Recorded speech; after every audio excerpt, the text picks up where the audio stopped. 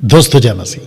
प्रभु यीशु मसीह के नाम में आप सभी का मैं डैनियल राज बहुत बहुत स्वागत करता हूं एपिसोड नंबर 2 में। जी हाँ दोस्तों, हिंदी भाषा जहां जहां समझी जाती है, देश और विदेश में लगातार 3 से 4 साल के दरमियान खरी शिक्षाओं के साथ rightly dividing the word of truth context में, संदर्भ में आपके बीच में कई विषयों पे इस व्यक्ति ने यानी कि डैनियल राज ने आप लोगों के लिए सोशल प्लेटफॉर्म पर फेसबुक, यूट्यूब, इंस्टाग्राम पर बहुत सारी वीडियो बनाई हैं। बहुत सारी मुद्दों पर, बहुत सारे विषयों पर आप लोगों के लिए वीडियो बनाई है। उसी कड़ी में एक और कॉन्सेप्ट हमने जोड़ दिया है और वह है ये वाला, जैसे आपके स्क्रीन के ऊपर आप देख सकते हैं, quick study of 39 old testament books, और जिसका हिंदी अनुवाद रखा है कि पुराने नियम का फटाफट अध्ययन। दोस्तों, पिछला एपिसोड नंबर 1 आपके बीच में 2 दिन पहले हमने अपलोड कर दिया है। आशा करता हूं कि आपने उसको देखा होगा।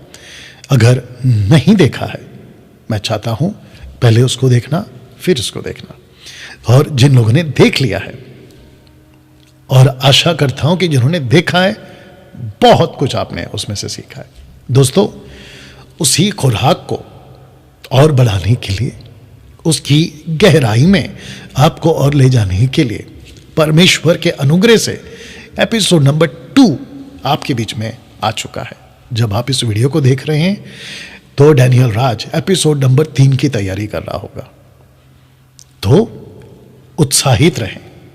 आपके बीच अद्भुत खुराक, जिसको कहते हैं आत्मिक खुराक, भोजन आपके लिए लाया जाएगा। याद रखिए, सब कुछ मुफ्त में है, सब कुछ मुफ्त में है। और इसके पीछे कहने की वजह यह है कि प्रभु का वचन कहता है कि डैनियल, तुझे मुफ्त में मिला है, तो मुफ्त में देना।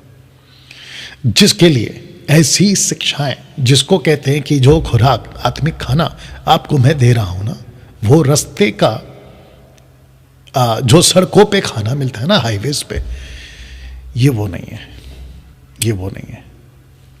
इसको मैं कहते हुए घमंड महसूस करूंगा, क्योंकि ये जो भी प्रकाशन मिला है, ये मेरा अपना नहीं है। ये पवित्र आत्मा के कुकर में पककर आप लोगों के लिए आया है। और इसलिए सारी बड़ाई, सारी महिमा मैं सिर्फ और सिर्फ प्रभु यीशु को देता हूं। इसलिए ये बात को कह रहा हूं। आप जब खाने के लिए बैठते हो ना टेबल पे, और आपको पता चलता है कि खाना लजीज है, बहुत स्वादिष्ट है, खाने की रुचि बढ़ जाती है। इसलिए सब कह रहा हूं। वैसे ही जो आपको आज एपिसोड नंबर 2 में परोसा जाएगा, स्वादिष्ट है, लजीज आप लोगों के लिए लाया गया ना। दोस्तों, इसके पहले कि मैं आगे बढ़ूं, सिर्फ एक ही स्लाइड आपके लिए रखूंगा, फिर उसके बाद में हम सीधे स्टडी में जाएंगे, और वो ये वाला स्लाइड है। फेसबुक पर अगर आप मुझे सुन रहे हैं, देख रहे हैं, मेरी विनती है, प्लीज फॉलो करें, लाइक दें। यूट्यूब पर सब्सक्राइब करें, बेल आइकन प्रेस करें, इंस्टाग्राम पर फॉलो करें, और बिल्कुल साफ लिखा है। इसके पीछे मेरा कहने का मकसद सिर्फ एक ही है, आप लोगों तक सही शिक्षा पहुंचे, क्योंकि लिखा है कि सोशल प्लेटफॉर्म से डैनियल राज पैसे नहीं कमाता। जी हां, विज्ञापन चलते हैं, लेकिन उसमें मेरा कोई हाथ नहीं है। मैंने किसी प्रकार का कोई मोनेटाइज यूट्यूब वालों से या फेसबुक वालों से या किसी से भी नहीं करा है। डंके की चोट पे बोल रहा हूं। आशा करता हूं आप जब ये वीडियो को देख रहे हैं, आप इस प्रक्रिया को पूरा करेंगे। मकसद एक ही है, लाखों लोगों तक मैं पहुंच सकूं खरी शिक्षाओं के साथ, प्रभु की देह को, मसीहा की देह को मजबूत कर सकूं। चलिए दोस्तों, हम सीख रहे हैं बहराशीत, और उसके पहले चैप्टर को, और कल यानी कि एपिसोड नंबर 1 में 2 दिन पहले इनफैक्ट एक ही वचन पे बात किया था, एक का एक, जेनेसिस चैप्टर 1 वर्स 1। आज आपके बीच में हम रख रहे हैं दूसरे वचन को, जैसे आपके स्क्रीन के ऊपर लिखा है। बहराशीत आपको बता चुका हूं कि आज भी इजरायली, जुविश, यहूदी उत्पत्ति की किताब को जेनेसिस की किताब को बहराशीत कहते हैं। अर्थ क्या है पहले एपिसोड में बता चुका हूं। उसका अर्थ है इन द बिगिनिंग, शुरुआत में। चलिए दोस्तों, वचन 2 आपके बीच में रख रहा हूं, ये रहा। आइए आप भी पढ़िए। लिखा है कि पृथ्वी बेडौल और सुनसान पड़ी थी, गहरे जल के ऊपर अंधियारा था, तथा परमेश्वर का आत्मा जल के ऊपर मंडलाता था। इसके ऊपर आज आपसे बात होगी। Are you ready for this? दोस्तों, अगला स्लाइड या पोस्टर ये वाला, जिसके ऊपर लिखा है गैप थियरी। जी हां, जिसको लिखा है गैप थियरी। मसीह समाज में कई सदियों से उत्पत्ति 1 का 2 और उत्पत्ति 1 का 3, ये जो तीनों स्क्रिप्चर्स वचन आपके बीच में रखे हैं, खास करके वचन 2 जिसके ऊपर आज हम सीखेंगे, इसको लेकर तरह तरह की और कई प्रकार की टीचिंग, शिक्षाएं दी जा रही है। जब मुझे आप सुन रहे हैं वचन को ठीक से पढ़कर, हिस्ट्री को स्टडी कर कॉन्टेक्स्ट में, क्योंकि हम परमेश्वर के वचन को एक जगह से उठाकर और उसी को लेकर नहीं सिखाते। एक वचन यहां लिखा है तो उसी का पैरेलल या उसी से मिलता जुलता बाकी और किताबों में क्या क्या लिखा है उसको जांच कर, परख कर, संदर्भ में ठीक से देखकर आप लोगों के लिए लाया जाता है। लेकिन यहां पे जो गैप थियरी है, इसको हम कहेंगे जेनेसिस थियरी। इसको हम कहेंगे बहराशीत थियरी। प्रश्न उठता है, बहुत ध्यान से सुनिएगा, प्रश्न उठता है, क्या वाकई में पहली पृथ्वी 1 का और तीसरी पृथ्वी 1 का 3 के बीच में जो बीच की जो वचन 2 है, क्या वाकई पृथ्वी बिगड़ गई थी? जो कि ये वाला वचन पढ़ा था आपने। इसको फिर से पढ़ते हैं ताकि आप कनेक्ट हो जाएं। लिखा है कि पृथ्वी बेडौल सुनसान पड़ी थी, गहरे जल के ऊपर अंधियारा था, तथा परमेश्वर का आत्मा जल के ऊपर मंडलाता था। तो इन तीनों वचनों को एक साथ रखते रहो ताकि आपको बिल्कुल साफ पिक्चर दिखाई दे सके। तो वचन 1 को पढ़ते हैं। लिखा है कि आदि में परमेश्वर ने आकाश और पृथ्वी की सृष्टि की। वाह! वचन 2 पढ़वा चुका हूं, वचन 3 को पढ़ लेते हैं। तब परमेश्वर ने कहा उजियाला हो, तो उजियाला हो गया। अब इस गैप थियरी को समझने के पहले मैं चाहता हूं आपको ये स्लाइड दिखा दूं जहां पे लिखा है कि गैप थियरी को लेकर 3 धारणाएं हैं मसीह समाज में। पहला, कुछ लोग कहते हैं नो गैप थियरी, दूसरा कहते हैं मिलियंस ईयर गैप थियरी, और तीसरा है थाउजेंड्स ईयर गैप थियरी, और जिसको मैं मानता हूं, इसलिए ये रेड स्टार मैंने वहां पे डाला। मिलियंस ईयर गैप थियरी नहीं है साहब, ये 1000 ईयर गैप थियरी हो सकती है। ओके, क्योंकि बिब्लिकल है। पतरस कहता है कि 1 दिन 1000 दिन के बराबर, तो ऐसे हम उसको कनेक्ट करेंगे। लेकिन इसके ऊपर मैं वापस पीछे आ रहा हूं। वचन 1 को फिर से पढ़िएगा। लिखा है कि आदि में परमेश्वर ने आकाश और पृथ्वी की सृष्टि की। जब परमेश्वर किसी चीज को बनाता है, पूरा बनाता है, परफेक्ट बनाता है। लिखा है कि बेढोल और सुनसान पड़ी थी, दूसरे वचन में, ऐसे नहीं बनाता है, ऐसे नहीं बनाता। मैं कुछ स्क्रिप्चर्स भी आपके बीच में रखूंगा। तो सबसे पहले आपके दिमाग में एक बात डाल लो, आप जब बाइबल को पढ़ते हैं, हमारा परमेश्वर वो है जो बातों को पूरा करता है। उसने अगर कहा लाजर जिंदा होगा, मतलब होगा, और जब उसने आवाज लगाई तो लाजर आधा मुर्दा आधा जिंदा ऐसा नहीं आया। लिखा है कि बिल्कुल ठीक आया। उसको कहा खाना खिलाओ, वो खाना खा सकता था। उसकी जो अतड़ियां हैं, अंदर का जो सिस्टम है, वो पूरी तरह से परफेक्ट था। उसकी आंखें, उसके कान, उसके शब्द, उसके सब क्षमताएं बिल्कुल ठीक थी। इसलिए तो लिखा है कि जब उसने पुकारा तो उसने सुना और वो बाहर आया।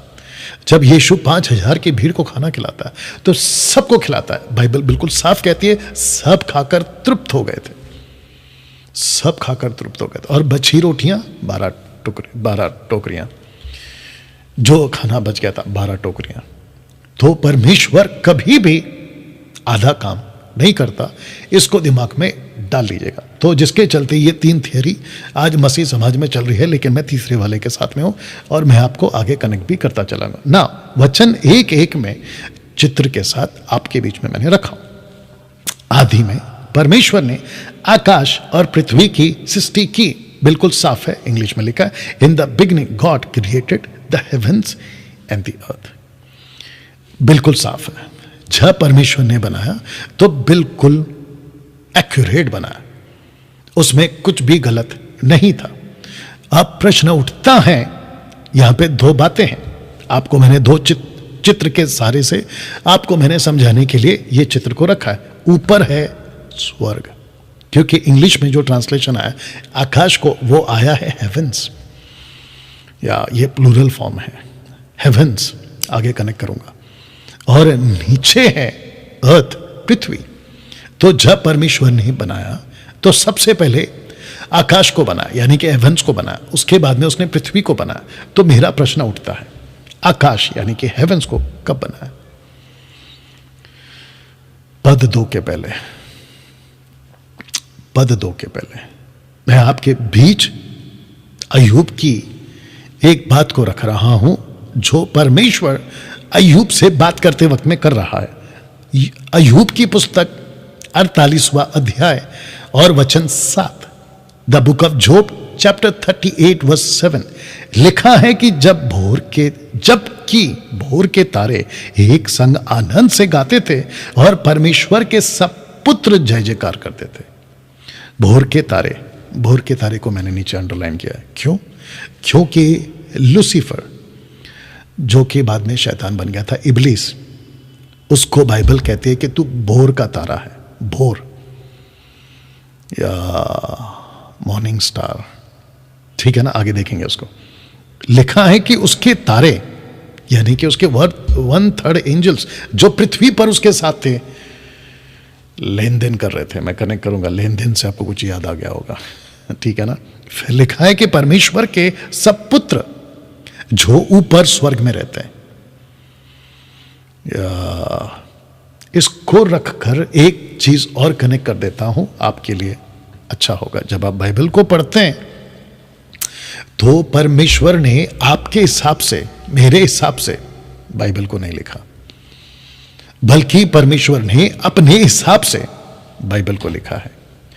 तो जब हम बाइबल को पढ़ते हैं ना, तो दिमाग में यह रखना है कि परमेश्वर ने अपने तरीके से अपने वचनों को लिखा है। आपको पता है, जब इसकी मैं बात कर रहा हूं तो परमेश्वर अय्यूब की पुस्तक उसका 38 में एक प्रश्न पूछता है और उसको वचन 4 में मैं पढ़ता हूं। लिखा है, ये देखिए, अय्यूब की पुस्तक 48 का 4 लिखा है कि जब मैंने पृथ्वी की नींव डाली तब तू कहां था? यदि समझदार हो तो उत्तर दे। इसको पढ़ते वक्त में आपको यह नहीं सोचना है कि यह यूं ही लिख दिया है। परमेश्वर को पता था कि आगे जाके साइंटिस्ट लोग आएंगे, कुछ बुद्धिजीव लोग आएंगे, कुछ सर्वज्ञानी लोग आएंगे और तरह तरह की थियरीज को लेकर लोग आएंगे। तो परमेश्वर ने कहा कि जब सब कुछ बन रहा था ना, तुम नहीं थे।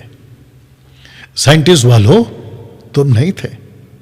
तो जब परमेश्वर चीजों को बना रहा था, जब उसका फाउंडेशन को रख रहा था, तो तुम नहीं थे।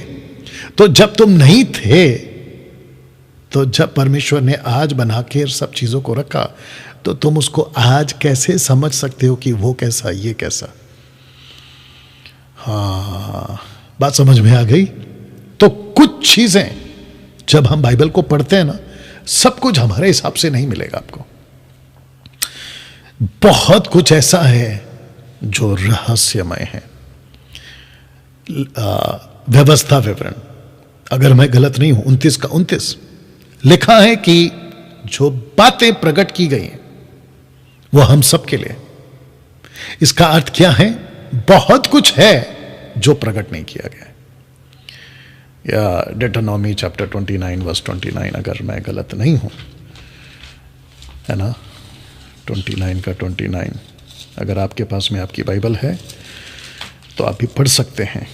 जी बिल्कुल, व्यवस्था विवरण 29 का 29 लिखा है कि गुप्त बातें हमारे परमेश्वर यहोवा के वश में, जो प्रकट की गई हैं वे सदा के लिए हमारे वंश के वंश में रहेंगी, इसलिए कि हमारे वंश के वश में रहेंगी, इसलिए कि व्यवस्था की सब बातें पूरी की जाए। सब कुछ नहीं लिखा है साहब। तो परमेश्वर पूछ रहा है अय्यूब से, वेयर वाज यू, तू कहां था? तो जितने बाइबल को लेकर वचन को उठाकर नॉट क्राइस्ट फॉलोवर बाहर वाले जो सवाल उठाते, अगर ये वीडियो की लाइन आप देख रहे हैं स्टडी की एपिसोड नंबर 2 की, तो मेरा सीधा सवाल आपसे, तुम कहां थे?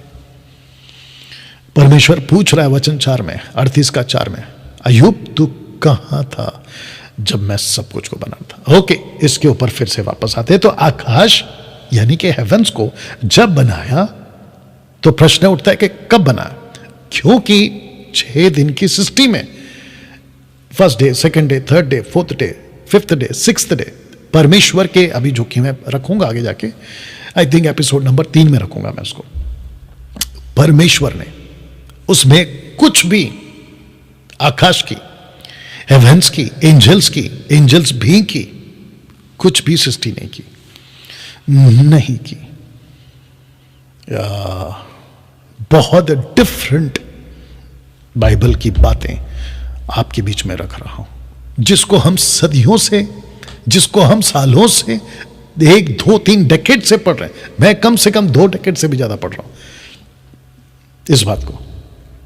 लेकिन अब जब उसकी गहराई में जा रहे हैं तो कुछ उठकर पवित्र आत्मा क्या कर रहा है, उसकी रहस्य की बातों को जो वही वचन में, उसको उठा कर हम तक दिखा रहा है, और मैं उसको पूरी तरह से डिजाइन कर आप समझ सके, छोटा बच्चा तक समझ सके, ऐसे तरीके से आपके बीच में रख रहा हूं। तो दोस्तों, आकाश यानी कि हेवंस कब बना है? Question mark. पद 2 के पहले उत्पत्ति 1 का 2, इसको मैं आपके बीच में फिर से पढ़ूंगा क्योंकि गैप थ्योरी को समझना जरूरी है, जिसको मैंने नाम दिया है जेनेसिस थ्योरी, बेराशीत थ्योरी। लिखा है कि पृथ्वी बेढौल सुनसान पड़ी थी, गहरे जल के ऊपर अंधियारा था तथा परमेश्वर का आत्मा जल के ऊपर मंडलाता था। तो लिखा है कि बेढौल और सुनसान, इसको हम पढ़ेंगे ओरिजिनल ट्रांसलेशन में, जिसको कहते हैं हिब्रू, इब्रानियों की अनुवाद में लिखा है तोहू वा बोहू, जिसको हम सीधा बोल सकते हैं तोहू बोहू, वह जो है एंड यानी कि और, उसमें आता है, और जिसका अर्थ है उथल पुथल। वाह, आपने कभी उत्पत्ति 1 का 2 को ओरिजिनल मैन्युस्क्रिप्ट यानी कि हिब्रू में पढ़ा था, जिसका ट्रांसलेशन है, जिसको मैंने नीचे अंडरलाइन किया है कलर में, लिखा है तोहू व बोहू। प्रोनाउंसिएशन आगे पीछे हो सकता है, लेकिन इसको ये कहते हैं तोहू व बोहू, जो भी है, जिसका अर्थ है उथल पुथल। और यहां पे परमेश्वर कहता है कि एक में, आदि में परमेश्वर ने आकाश और पृथ्वी की सृष्टि की। तो जिस सृष्टि को किया वो तो हु बहु कैसे हो गया, उथल पुथल कैसे हो गया, या तहु बहु ऐसा कुछ होगा शायद अनुवाद। Wonderful Jesus. मेरा फिर सवाल है, कैसे हो गया उथल पुथल? और ये सब हो गया बेडौल, सुनसान, अंधियारा, और फिर लिखा है कि आत्मा को आना पड़ा, और फिर पूरा का पूरा पृथ्वी पानी पानी हो गया। अगर परमेश्वर ने सृष्टि की है तो ये पानी पानी कैसे हो गया? अगर परमेश्वर ने सृष्टि की है तो उथल पुथल कैसे हो गया? तो बहु कैसे हो गया? जबकि ये वचन को पढ़ते हैं, यिर्मयाह की पुस्तक उसका 4 का 23, लिखा है कि मैंने पृथ्वी पर देखा, वह सुनसान और सुनी और सुनसान पड़ी थी, और आकाश को उसमें कोई ज्योति नहीं थी। मैंने पहाड़ों को देखा, वो हिल रहे थे, सब पहाड़ियों को कि वे डोल रही थी। फिर मैंने क्या देखा कि कोई मनुष्य भी नहीं था, सब पक्षी भी उड़ गए थे। ये कब हुआ? लिखा है कि कोई पक्षी भी नहीं था, तो ये सब कब हुआ? सोचने की बात है दोस्तों, या सोचने की बात है। कितने लोग समझ रहे हैं अभी तक? गैप थ्योरी के कॉन्सेप्ट में मैं हूं अभी तक ना। किंग जेम्स वर्जन 1:28 को मैंने इसलिए रखा है KJV वर्जन को, ताकि मैं आपको ठीक से समझा सकूं। And God bless them and God said unto them be fruitful and multiply. अब जरा ये लाल येलो वाला पढ़ना, जिसको मैंने अंडर किया हुआ है। लिखा and replenish the earth, replenish the earth. ये रीप्लेनिश क्या होता है? यह तो होना चाहिए था कि प्लेनिश द अर्थ, लेकिन ये रीप्लेनिश क्या है? ओके डैनियल भाई, ऐसा हो सकता है कि एक उठाकर या एक ऐसा वर्ड को लेकर जो रीप्लेनिश लिखा है, आप उसको ये कैसे कह सकते हो कि पृथ्वी बेडोल थी? ठीक है, आपको इसका दूसरा एंगल देता हूं। Are you ready for this? आप जानते हैं कि पहली पृथ्वी को परमेश्वर ने नाश किया। दूसरे शब्दों में नूह के द्वारा परमेश्वर ने पृथ्वी को नाश किया। जानते हो, जब नूह चैप्टर 9 में वर्स 1 में उस बोट से यानी कि जहाज से बाहर निकला, तो परमेश्वर ने क्या कहा? वही शब्द फिर आया। लिखा है कि फिर परमेश्वर ने नूह उसके पुत्रों को आशीष दी, उनसे कहा कि फूलो फलो बढ़ो और पृथ्वी में भर जाओ। अब आप देखो नीचे क्या लिखा है, एंड रीप्लेनिश द अर्थ। तो यहां पे भी रीप्लेनिश है और यहां पे भी रीप्लेनिश है। इसका मतलब यह हुआ कि इस पृथ्वी को यानी कि 1 का 3 को जब बना रहे थे, तो 1 का 1 में जो सृष्टि बनाई थी, 1 का 1 और 1 का 3 के बीच में कुछ गड़बड़ हुआ है, या कुछ गड़बड़ हुआ है। तब जाकर कहता है रीप्लेनिश, सॉरी यहां पे भी लिखा है रीप्लेनिश। तो जिसके चलते 1 का 28 और 9 का 1 लिखा है रीप्लेनिश, रीप्लेनिश। वाह, मैं बहुत ठहराव के साथ जा रहा हूं और बड़े आराम से जा रहा हूं, ताकि आपको बातें समझ आ सके। यह एपिसोड वाइज चलेगा और कितना बनेगा मुझे नहीं मालूम, लेकिन इसका खूब आप जो है आनंद उठाएं और सीखें, बातों को सीखें। ओके ना दोस्तों, जब परमेश्वर सृष्टि को बनाता है तो कैसे बनाता है? यशाया 45 का 18 क्या कहता है, ये सुनते हैं। लिखा है, क्योंकि यहोवा जो आकाश का सृजनहार है वही परमेश्वर है, उसी ने पृथ्वी को रचा और बनाया, उसी ने उसको स्थिर भी किया। अब इसको पढ़ो, उसने यानी परमेश्वर ने उसे यानी कि पृथ्वी को सुनसान रहने के लिए नहीं बनाया, परंतु बसने के लिए उसे रचा था। यह रचा है। वाह, तो सवाल उठता है, क्या हुआ होगा पहली पृथ्वी को, या क्या हुआ होगा पहली पृथ्वी में? इसको आपके बीच में समझाने के लिए मैं अब कुछ बातें आपके बीच में रखूंगा। पौलुस एक जगह पे कहता है, 2 कुरिन्थियों उसका 12 अध्याय वचन 1 से, अगर मैं गलत नहीं हूं, कहता है कि मैं दर्शनों की, प्रकाशनों की, स्वप्नों की, वो फिर आगे कहता है कि मैं एक व्यक्ति को जानता हूं, ना जाने दय सहित ना जाने दय रहित स्वर्ग पर उठा लिया गया, तीसरे स्वर्ग पर उठा लिया गया। तो स्वर्ग की बहुत सारी बातें हैं जिसका प्रकाशन पौलुस को मिला, ओल्ड टेस्टमेंट में कई नबियों को मिला। जगह जगह पर एक एक अलग अलग घटनाओं पर परमेश्वर अपने स्वर्गदूतों को पृथ्वी पर भेजते थे, और जो लोग देखते थे उनके हिसाब से वो उसको रिकॉर्ड करते थे।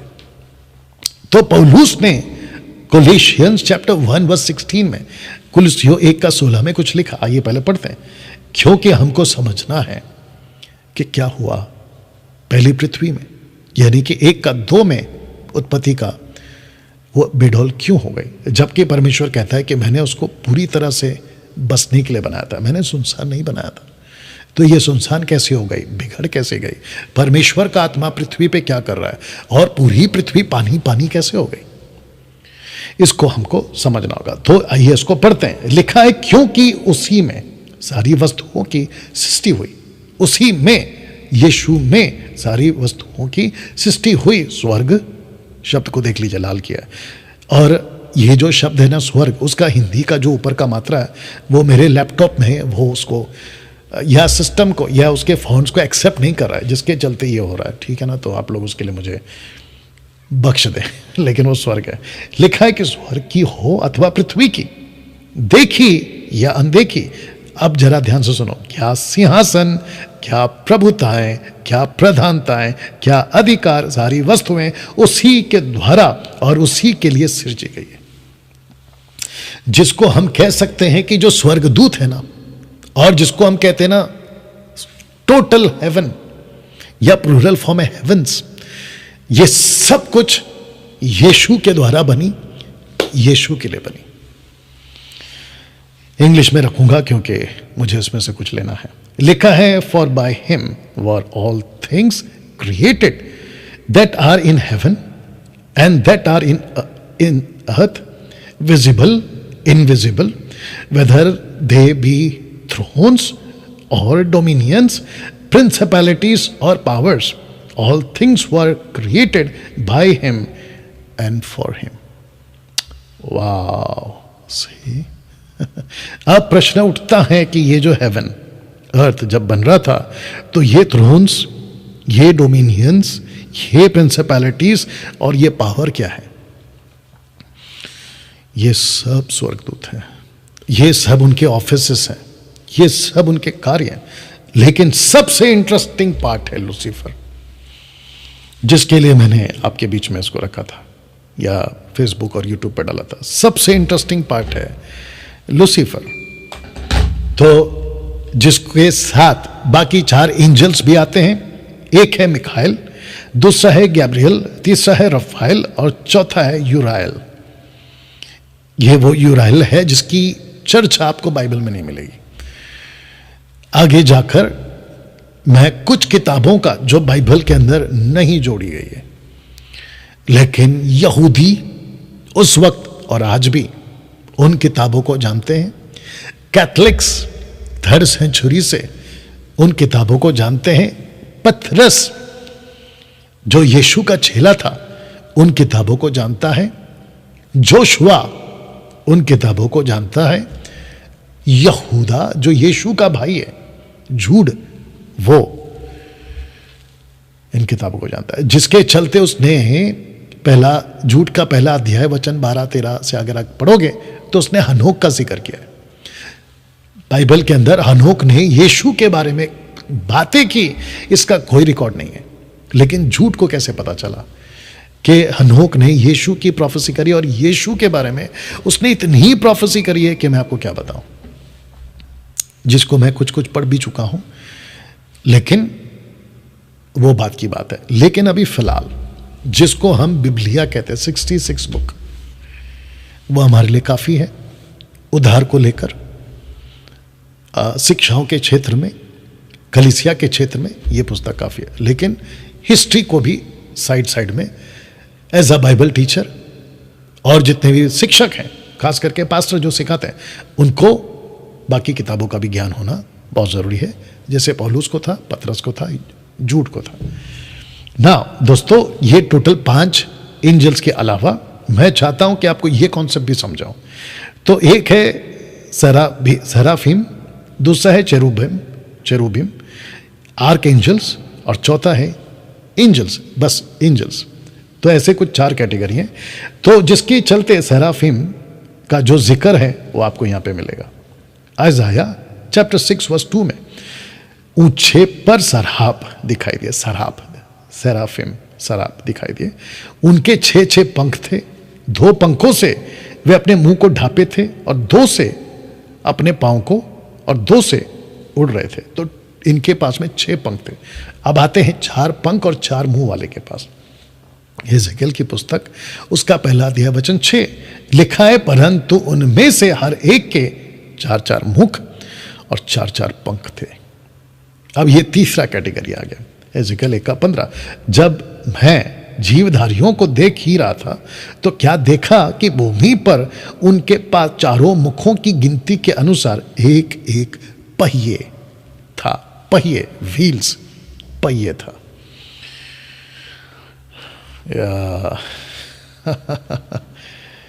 तो जब हम बात करते हैं थ्रोन्स की, डोमिनियंस की, प्रिंसिपैलिटीज की, पावर की, और जो ये एंजल्स हैं इनकी, तो जब परमेश्वर उत्पत्ति 1:1 में जब कहता है in the beginning God created the heavens, क्योंकि जब पृथ्वी के 6 दिन की बात करेंगे उसने कुछ नहीं बनाया, इनमें से किसी को नहीं बनाया, इनमें से किसी को नहीं बनाया। ये सब कब बने? ये सब कब बने? उत्पत्ति 1:1 में, और जिसका हमारे पास में लिखित कोई रिकॉर्ड नहीं है।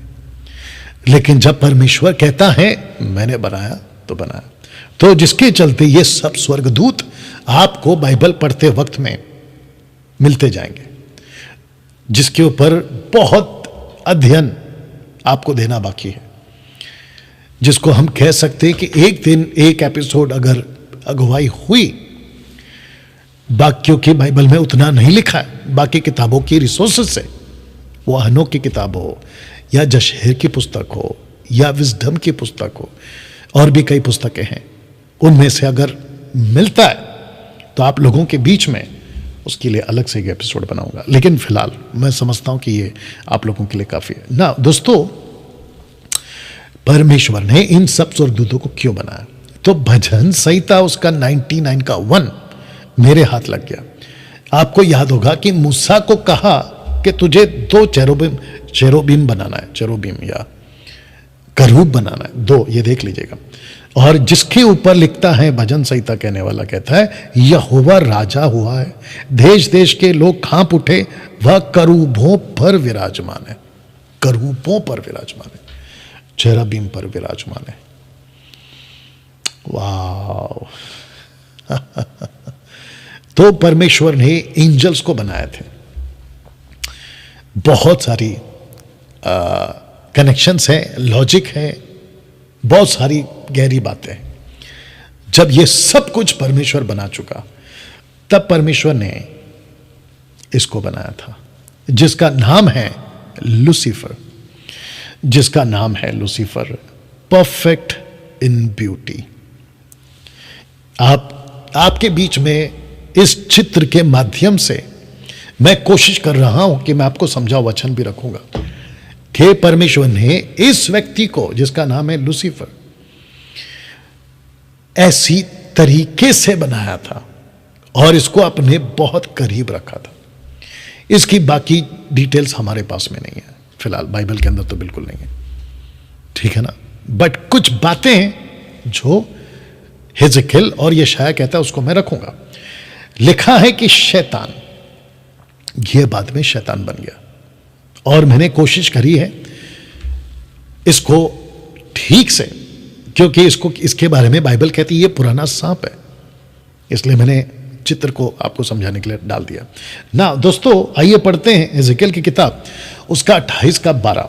लिखा है कि हे मनुष्य के संतान, सोर के राजा के विषय में विलाप का गीत गाकर, ये बनाकर उससे कहे। इसका मतलब है जो उस वक्त में सोर का राजा था उसको नहीं कह रहा है हिजकिय्याह, लेकिन उसको रखकर लूसीफर के बारे में कह रहा है। यह तरीका होता था परमेश्वर का बात करने का। परमेश्वर यहोवा यूं कहता है तू तो उत्तम से भी उत्तम है। आपको देखकर नहीं लगता है? उत्तम से भी उत्तम है। आगे पढ़ेंगे, लिखा है कि तू उत्तम से भी उत्तम है, तू बुद्धि से भरपूर, और स्वर्ग सुंदर है। स्वर्ग का जो मैंने बोला ना, ये जो मेरा लैपटॉप है वो हिंदी फॉन्ट को एक्सेप्ट नहीं कर रहा है, तो इसके लिए ऐसा हो रहा है। स्वर्ग सुंदर, परफेक्ट इन ब्यूटी। वचन 13, तू परमेश्वर के अधन नाम बारी में था, अधन की वाटिका में था। सब को मिलाकर यहां से ये बोल रहा है, क्योंकि इन लोगों के पास में प्रकाशन आता था पवित्र आत्मा के द्वारा।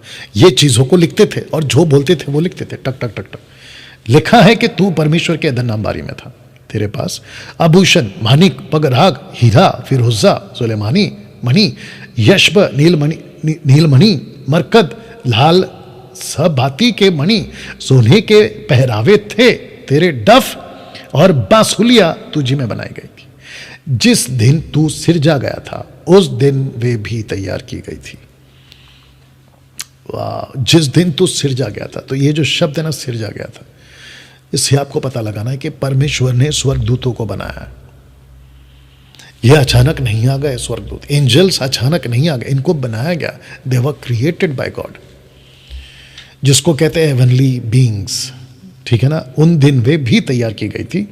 वचन 14, तू छाने वाले अभिषिक्त करूप था, मैंने तुझे ऐसा ठहराया था कि तू परमेश्वर के पवित्र पर्वत पर रहता था। परमेश्वर के पवित्र पर्वत पर रहता था। वाह, तो इसकी जो पहुंच है ना, कहां तक है, कितनी है, और इस लूसीफर को इतना इंपॉर्टेंस क्यों, यह अपने आप में बहुत बड़ा सवाल है। पिता ने, पुत्र ने, पवित्र आत्मा ने इस व्यक्ति को इतना इंपॉर्टेंस क्यों दिया, यह अपने आप में एक बहुत बड़ा सवाल है।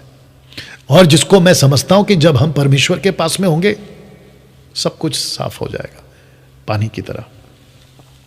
तू छाने वाले अभिषिक्त करूप था, मैंने तुझे ऐसा ठहराया कि तू परमेश्वर के पवित्र पर्वत पर रहता था। तू आग सरी के चमकने वाले मणियों के बीच चलता फिरता था।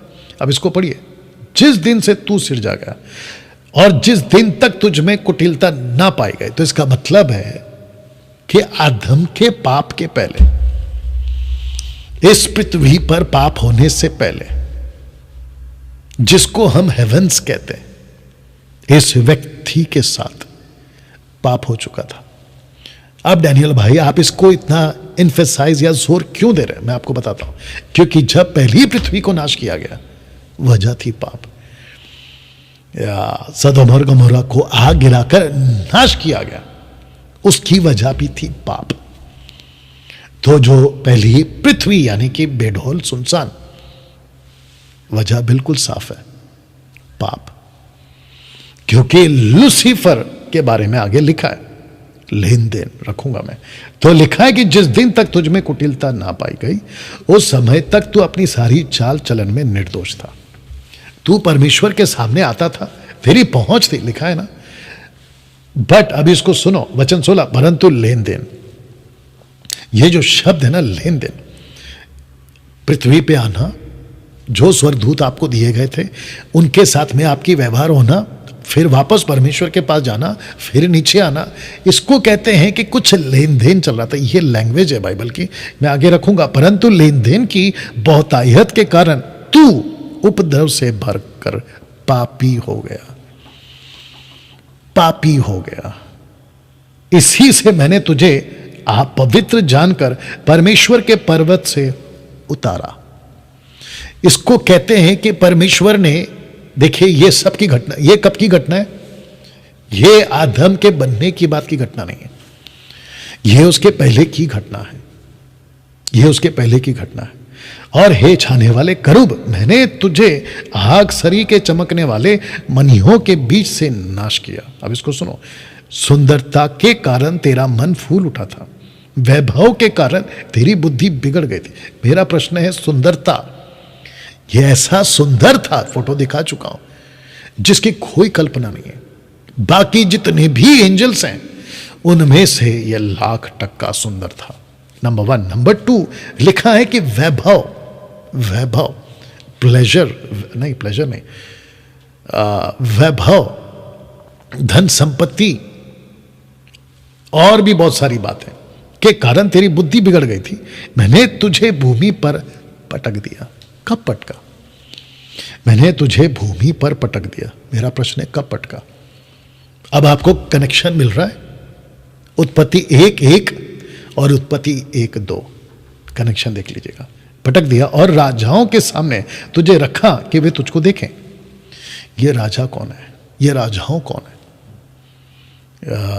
क्योंकि पहला राजा तो कई सालों के बाद आया, इनफैक्ट कई हजारों सालों के बाद आया।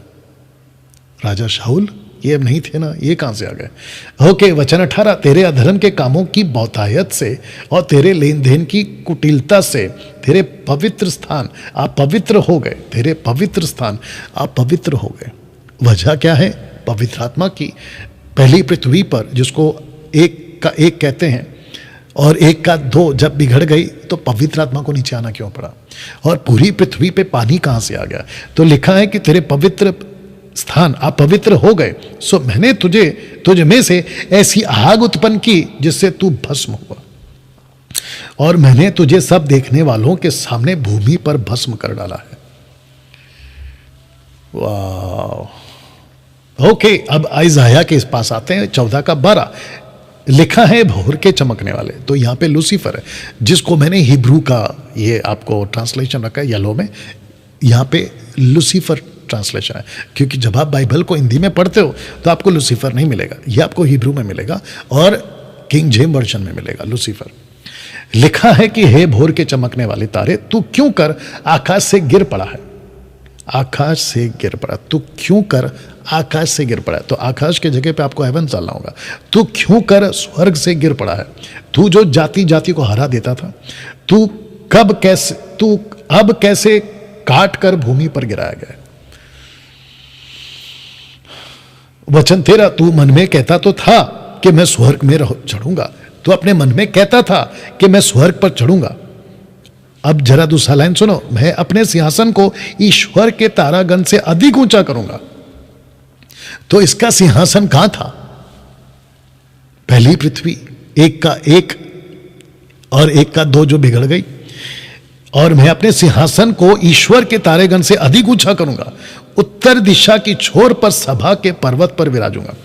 आपको याद होगा कि यह मिलता जुलता निम्रोद, जेनेसिस चैप्टर 11 जब भी आएंगे हम, तो उसने एक ऊंची टावर बनाई।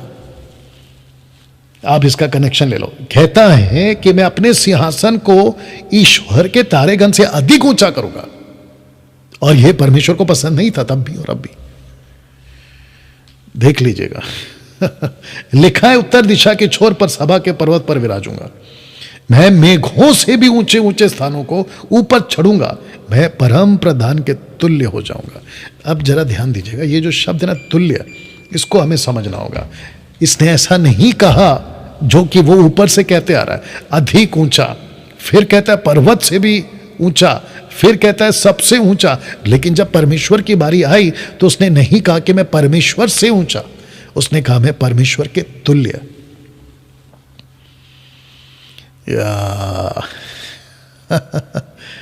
लूसीफर को पता है, और पता था और पता रहेगा कि परमेश्वर से बड़ा मैं कभी नहीं बन सकता।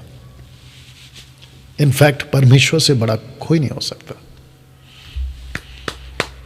यहां पे तो परमेश्वर को ताली बजाना का धन्यवाद देना चाहिए।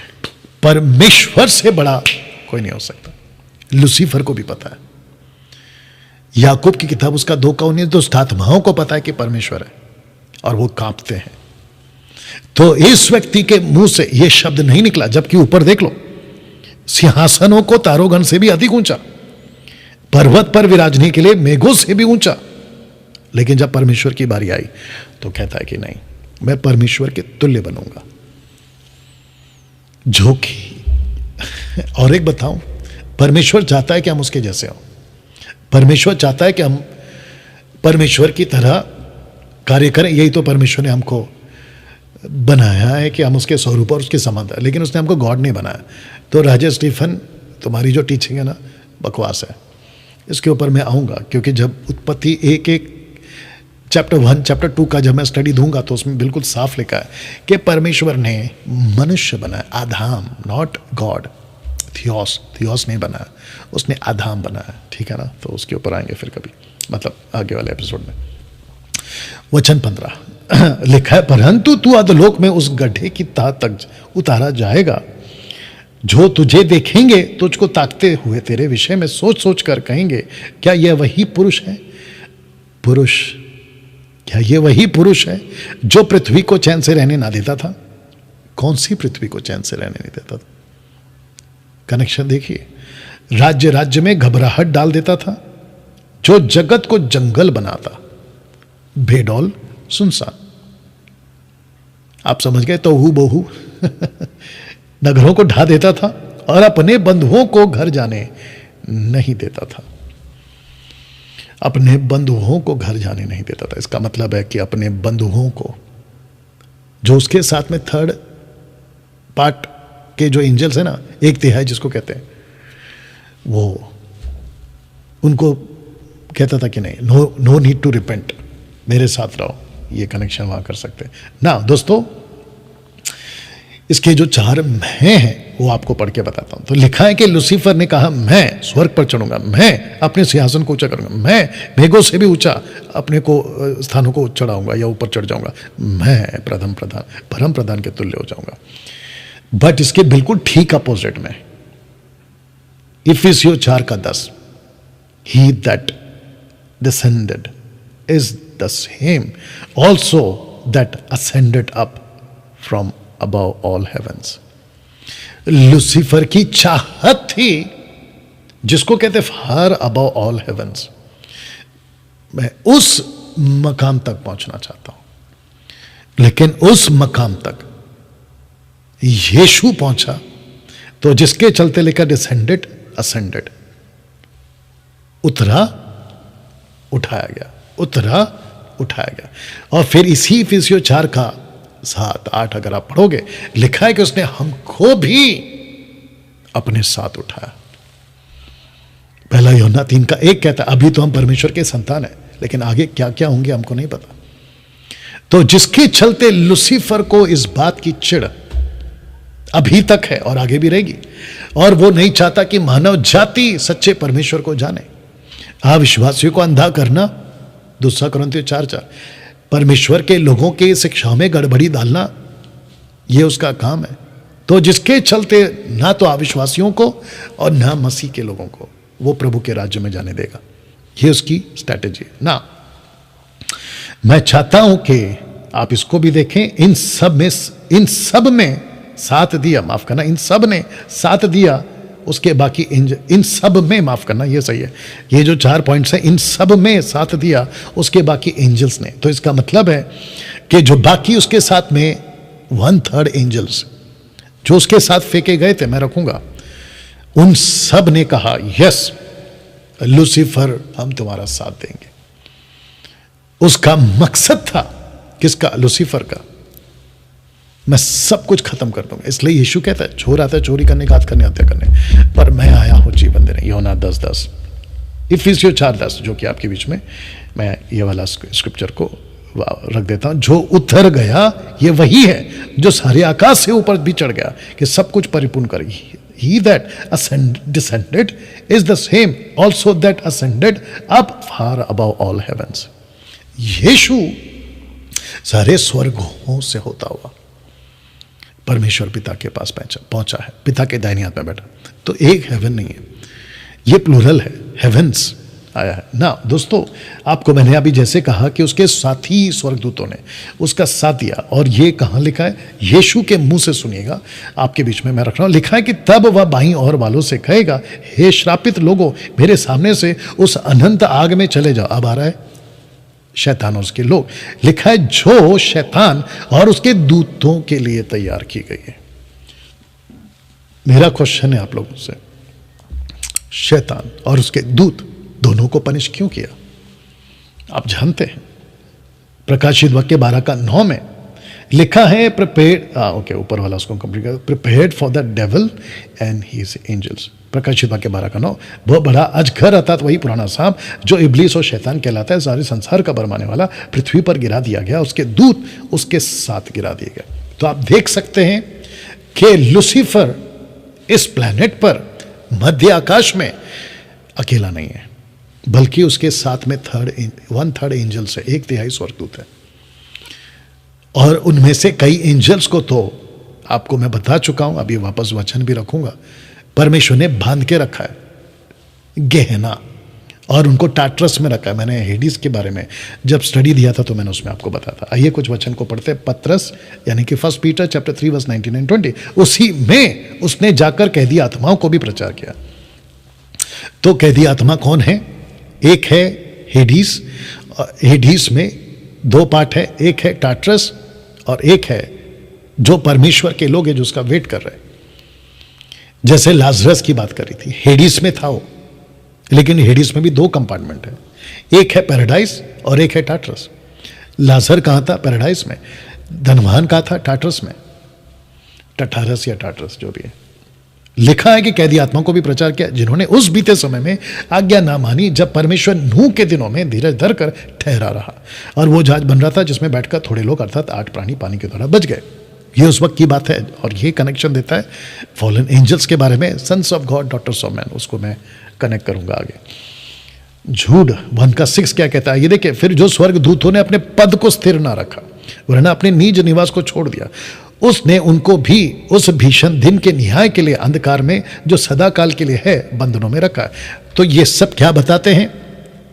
कुछ स्वर्गदूत जब लूसीफर को फेंका गया था, जो करप्ट हो गए थे, विधर्मी हो गए थे, उस वक्त में उत्पत्ति 1:1 की बात कर रहा हूं, और जो 1 और 2 में जो पृथ्वी बेडल हो गए उनमें से कई स्वर्गदूत, और जब जेनेसिस चैप्टर 6 में पृथ्वी को बिगाड़ दिया गया था, जिसको हम लोग कहते हैं दानव पैदा हुए थे, नेफिलियम्स, जाइंट्स, उस वक्त में जो स्वर्गदूत थे जिनको पृथ्वी पर परमेश्वर के जो स्वर्गदूत को उनको भेजा गया था रखने के लिए या पृथ्वी पर रहने के लिए, वे करप्ट हो गए थे और उन्होंने अपनी जो ताकत है, अपनी जो सामर्थ है, उसका गलत इस्तेमाल किया, जिसके चलते परमेश्वर ने कैद किया। तो ये उनमें से कुछ लोग हैं ना। दोस्तों अब आते हैं इसके ऊपर, बेमत, लेवाइथन या लिवियाथन और जीज। लिवाइथन या बेमत, लिवाइथन, जीज, ये 3 बाइबल में है, जिसका जिक्र आपके बीच में स्क्रिप्चर के साथ मैंने रखा हूं। हालांकि इनके बारे में ज्यादा डिटेल्स नहीं है। अय्यूब ये कहता है और दूसरा इतिहास 20:16 में कहता है कि सीस, जो कि मैं रखूंगा और आप भी पढ़ सकते हैं उसको, और फिर अय्यूब 40:19 कहता है कि ये ईश्वर का मुख्य कार्य है। बहुत सारी थियरीज है। क्या डायनासोर्स थे जिसके ऊपर बहुत सारी मूवीज बनी और आप लोग जानते भी हैं। साइंटिस्ट कहते हैं कि उनकी हड्डियां अभी तक मिल रही हैं। बहुत सारे कॉन्सेप्ट्स हैं। तो दोस्तों क्या ये सब थे? बट इंटरेस्टिंग पार्ट क्या है मालूम है? इन तीनों का 3 इलाका है। एक है जमीन पर, दूसरा है पानी पर, और जीज है आकाश पर। आप देख सकते हैं, बेमत जमीन पर, लिवाइथन या लिवियाथन आप देख सकते हैं पानी पर और आकाश में। इसका तीनों का कनेक्शन उत्पत्ति की सृष्टि जब बनी थी, परमेश्वर ने 3 कंपार्टमेंट बनाए, एक जमीन, एक पानी, एक आकाश। बाकी 3 दिन को जो कुछ बनाया ये तीनों डिपार्टमेंट में फिल किया। आकाश में सूरज चांद, जिसको हम सोलर सिस्टम कहते हैं, पानी में मछलियां, और जमीन पर और वो सब कुछ, इंसान, जानवर, आकाश में पक्षी। वाह! अब यशाया 27 का ही क्या कहता है ये सुनते हैं। वह उस समय यहोवा अपनी कड़ी, बड़ी और फोड़ तलवार से लिवाइतन इंग्लिश में नाम, वेग और टेढ़े चलने वाले सांप को दंड देगा, और जो अजगर समंदर में रहता है उसको भी घात करेगा। वाह! अब आप सोच के देखिए क्या चल रहा है। भजन संहिता 74 का 12, परमेश्वर तो प्राचीन काल से मेरा राजा है, वह पृथ्वी पर उद्धार के काम करता आया है। तूने अपनी शक्ति से समंदर को 2 भाग कर दिया, तूने जल में मगरमच्छों के सिरों को फोड़ दिया, तूने तो लिव्यातनों के सिर टुकड़े टुकड़े करके जंगली जंतुओं को खिला दिए। भजन संहिता 104 का 24, लिव्यातिन भी जिसे तूने वहां खेलने के लिए बनाया। तो इन सब का जिक्र आपको जो है ये सभी वचनों में मिल जाएगा। तो प्रश्न उठता है, कौन है ये सब? बेमत, लिवाइथन, जीज, ये लोग कौन है? मैं समझता हूं मसीह की देह में 90% लोगों ने इन सब का नाम शायद ही कभी सुना होगा, शायद ही कभी सुना होगा। मैं अभी जो वीडियो देख रहे हैं आप लोगों से पूछ रहा हूं, क्या आपने कभी सुना था? ये लोग कौन है? क्वेश्चन मार्क मैं रख रहा हूं। आपको समझना होगा, बाइबल की अपनी एक भाषा है। परमेश्वर का मनुष्यों से बात करने का अपना अलग तरीका है। संख्याओं की भाषा, रंगों की भाषा, यीशु, मनुष्य, शैतान, शहर, इन सब की अपनी एक भाषा है परमेश्वर के पास में, बाइबल में। अब ये जो 3 क्रीचर्स हैं, ये आज नहीं है। अय्यूब से पूछता है, क्या तू लिव्यातन को जानता है, बीमत को जानता है? और अजीज, माफ करना, अजीज, जो कि यहूदियों को पता है, उनकी जितनी किताबें हैं, कि यह ऐसा पक्षी है जो सूरज की रोशनी को रोक सकता है। इतना विशाल बाइबल की, जब अपनी भाषा की मैं बात कर रहा हूं तो आपको याद होगा, आकाश के पक्षियों ने बीज को चुग लिया। याद आया आपको कुछ? आकाश के पक्षियों ने बीज को चुग लिया। मत्ती 13 अध्याय। लूसीफर के बारे में क्या लिखा है? यह सांप है। कैसे बोल सकते हैं? आपने इतना सुंदर बनाया, यह सांप का लैंग्वेज क्या है? प्रकाशित वाक्य में इतनी साइन लैंग्वेजेस हैं, सिंबॉलिक लैंग्वेजेस हैं। शहर को अलग तरीके से, इज़राइल को औरत का नाम। यीशु के बारे में अगर बात करें, यीशु कहता है मैं जगत की ज्योति हूं। यीशु कहता है मैं जगत की रोटी हूं। यीशु कहता है कि मैं रास्ता हूं। आप सोच के देखिए, मैं दरवाजा हूं। दरवाजा अलग होता है, परमेश्वर अलग होता है, लेकिन यह लैंग्वेज है बाइबल की। बट इन सब का कनेक्शन आत्मिक अंधकार की ताकतों से, जिसको परमेश्वर अभी कह रहा था, जो कि मैंने ये वाला वचन लिखा है, मैं आकर घात करूंगा। इन तीनों को मैं आकर घात करूंगा। इन तीनों को मारने की ताकत परमेश्वर रखता है। जब अय्यूब से बात कर रहा है तो कॉन्टेक्स्ट में यह पता चलता है कि मैं सब कुछ कर सकता हूं। अय्यूब बता, मैंने सब कुछ को बनाया, मुझ जैसा शक्तिशाली कोई नहीं। वो कॉन्टेक्स्ट में आ रहा था वो, तब ये सब चीजों का जिक्र हुआ। अगर परमेश्वर ये बातों का जिक्र नहीं करता, हमको भी नहीं पता चलता कि ये क्या हो रहा है। और पौलुस कहता है कि हम शैतान की युक्तियों से अनजान नहीं है। पौलुस तो, माफ करना, पतरस तो शैतान को गरजने वाले सिंह का नाम देता है। ये कौन सी लैंग्वेज है? बाइबल की लैंग्वेज है। तो दोस्तों, अभी तक हमको यह पता चला, जिसको हम कहते हैं गैप थ्योरी, इनके हिसाब से, मेरे हिसाब से जेनेसिस थ्योरी या बेराशीत थ्योरी। एक जब परमेश्वर कहता है सृष्टि उसने बनाई, 1 का 2 बेढौल और सुनसान, जिसका मैं आपको क्लियर कर चुका। अब चैप्टर 3 में, माफ करना, एपिसोड नंबर 3 में और वचन 3 में, कोइंसिडेंस, एपिसोड 3 एंड वर्स 3। अगला एपिसोड जब आएगा तो वचन 3 पे मैं बात करूंगा। तो फर्स्ट एपिसोड पे बात किया था जेनेसिस 1:1। सेकेंड एपिसोड जो भी आप देख रहे हैं, जेनेसिस 1:2। जब आप एपिसोड नंबर 3 देखोगे, वर्स 1 देखोगे, या वर्स 1 का स्टडी होगा। दोस्तों, आशा करता हूं कि बहुत कुछ आपको सीखने को मिला है। मजबूत करें खुद को, प्रभु के राज्य में आगे बढ़े। मिलते हैं एपिसोड नंबर 3, लेकिन इसको खूब शेयर करना। और फिर से कहता हूं, अगर आपने अभी तक फेसबुक, यूट्यूब, इंस्टाग्राम को फॉलो नहीं किया, मैं चाहता हूं कि आप जरूर करें। याद रखिए, डैनियल राज सोशल प्लेटफॉर्म से पैसे नहीं कमाता, सब कुछ मुफ्त में। बस मेरी इच्छा है कि लोगों तक पहुंचे। और दोस्तों, जब एपिसोड नंबर 3 आएगा तो मैं ये आपको बताऊंगा, creation started from Genesis verse 3, इसके ऊपर हम बात करेंगे। ओके, तो मिलते हैं एपिसोड नंबर 3 में। अपना ख्याल रखें, प्रभु आपको आशीष दे। God bless.